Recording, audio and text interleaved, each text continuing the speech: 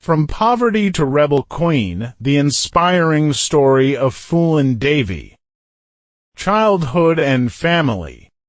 Phoolan Devi was born on August 10, 1963, in a small village called Gorhakapurwa in Uttar Pradesh, India. Her family was very poor. They lived in a small mud house without electricity or running water.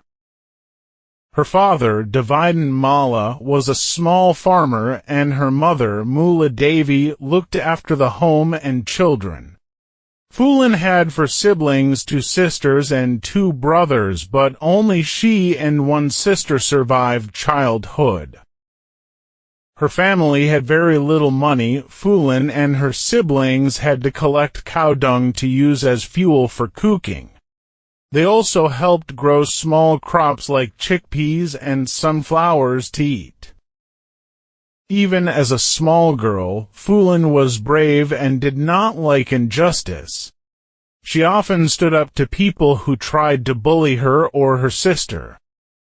Once, when a boy in the village tried to take food from her family's field, she ran in front of him and shouted until he ran away.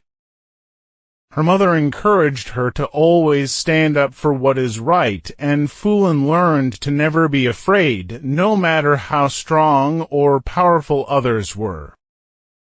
This courage and sense of justice stayed with Phoolan as she grew up, shaping the woman she would later become.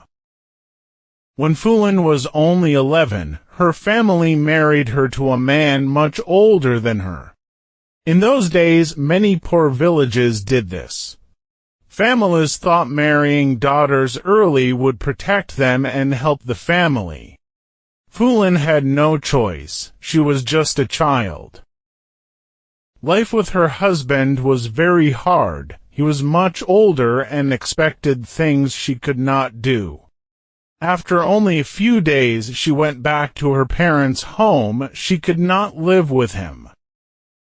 A year later, when she was 12, Phoolan was married again, this time to a man named Budilal, who was about 30. This marriage was also very hard. He treated her badly, and she faced abuse and humiliation. Her childhood was taken from her, replaced by fear, pain, and struggle. But deep inside, she still had a small spark of strength that would help her survive later. When Phoolan was a teenager, a serious problem came to her family. Her uncle and cousin, who were greedy, took away her family's small piece of land without permission. This land was very important to her family. It was where they grew crops and lived peacefully. Phoolan saw everything happen and felt a deep pain in her heart. She could not stay silent. She went straight to her uncle and cousin and told them, "This is not right. You cannot take what belongs to us," but they laughed at her and ignored her words. Phoolan's anger grew, and she tried to fight back, pushing them away and standing her ground. Her uncle and cousin became furious. They beat her badly in front of her family.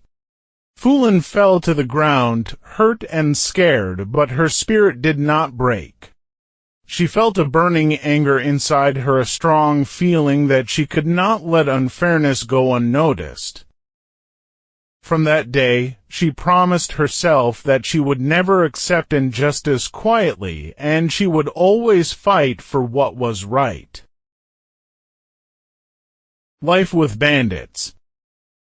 In the late 1970s, when Phoolan was still very young, a group of bandits, robbers who lived in the forests, came to her village.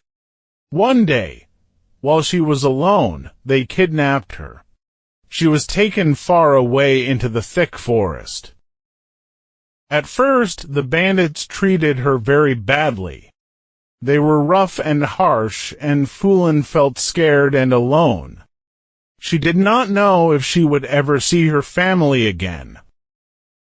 But over time, she met the leader of the group, Vikram. Vikram was different from the others. He was strong but fair. He listened to Phoolan and did not treat her like the others did. Slowly, Phoolan began to trust him. He protected her from the cruelty of the other bandits, and in return, she respected him. They spent time together in the forest, talking and sharing stories. As they spent more time together, Phoolan realized she admired Vikram deeply. She saw his courage, his sense of justice, and the way he cared for her. Gradually, her admiration grew into love. Vikram also cared for her, and the two became very close. They lived together in the forest as partners, almost like a family, though they were still part of the dangerous bandit life. Tragically, Vikram was later killed by rival bandits. Phoolan was heartbroken. She was hurt not only by the loss of someone she loved but also by the cruelty of the people around her.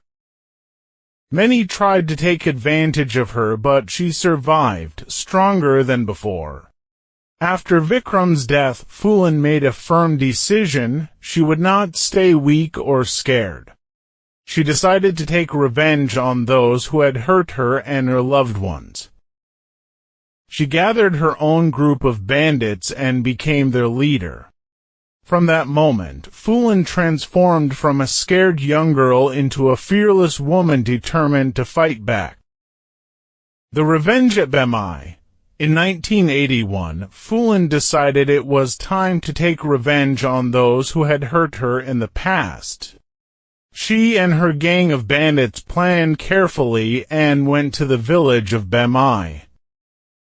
This was the same village where some men had treated her cruelly years before. She remembered their faces and the pain they caused her. When they entered Behmai, Phoolan gave clear instructions to her gang. They did not attack the women or children, but they went after the men who had hurt her. The gang moved through the village with determination. Around 20 men were killed during the attack. Phoolan made sure that the punishment was for the wrongs done to her, not random violence. After the attack, the villagers were terrified, and news of the event spread quickly. People across India began calling her the Bandit Queen. Some feared her, while others admired her courage. She had shown that she would not be afraid of anyone who tried to harm her. This event marked a turning point in her life. Phoolan became a symbol of power for some, and a warning for those who treated women and the poor unjustly. Even though many were angry at her actions, she felt a sense of justice and strength for the first time in her life. Hiding and surrender. After the Behmai attack, Phoolan became the most wanted woman in all of India. The police were searching everywhere for her, but she was clever and careful. She knew she could not trust everyone, so she hid deep in the forests and remote villages. She lived there for almost 2 years, moving from place to place. Life in the forest was hard. She had to find food, protect herself from the police, and stay safe from rival gangs, but she never gave up. During this time, many poor villagers helped her. They gave her food, clothes, and shelter because they admired her courage. They saw her as a hero who fought for justice against men who had hurt innocent women and the poor. Phoolan knew she had supporters, but she also knew the police were always close behind, so she had to stay careful. In 1983, after thinking carefully about her future, Phoolan decided it was time to surrender. She wanted to stop running and face her punishment. The surrender was planned carefully.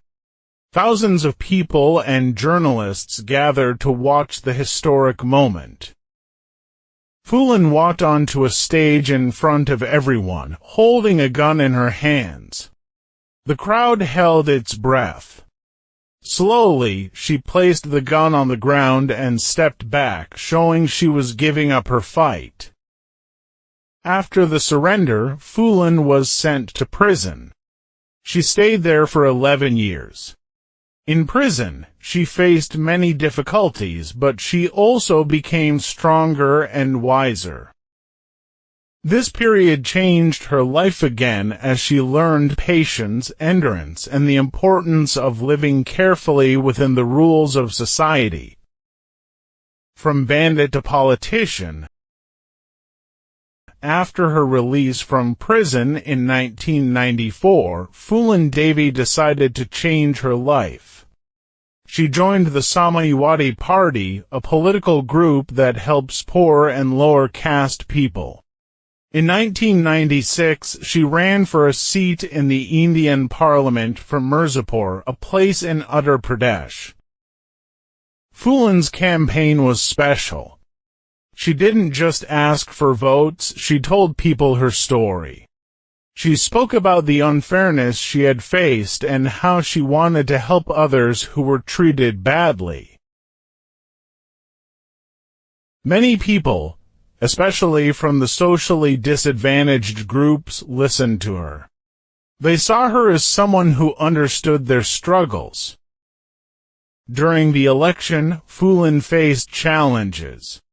Some people didn't believe she could be a good leader because of her past.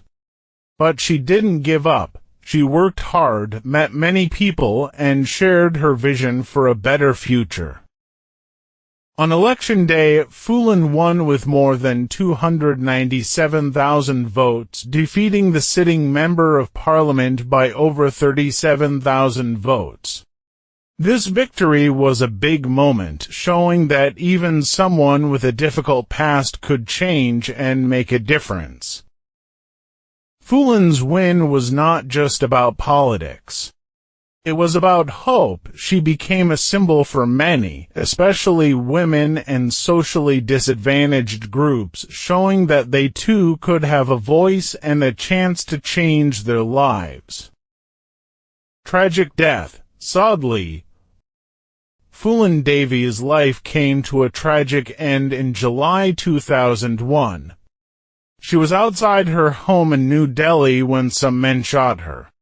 The attack was sudden and shocking. People who knew her were heartbroken, and the news spread quickly across India and the world. Phoolan was only 37 years old. She had survived so many hardships: poverty, abuse, kidnapping, and years as a bandit, but her life ended violently. Many people mourned her death, remembering her not just as a bandit or a politician, but as a woman who had faced injustice and fought back against it. Her death was a huge loss, but her story and courage continued to inspire people. Even after her passing, Phoolan Devi remained a symbol of strength, bravery, and the fight for justice. Her legacy?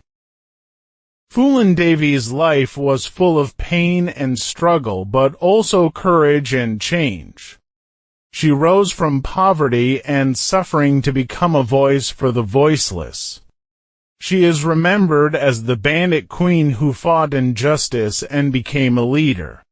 For more stories in simple English about famous people and to improve your English, please subscribe to our channel, English Self-Learning.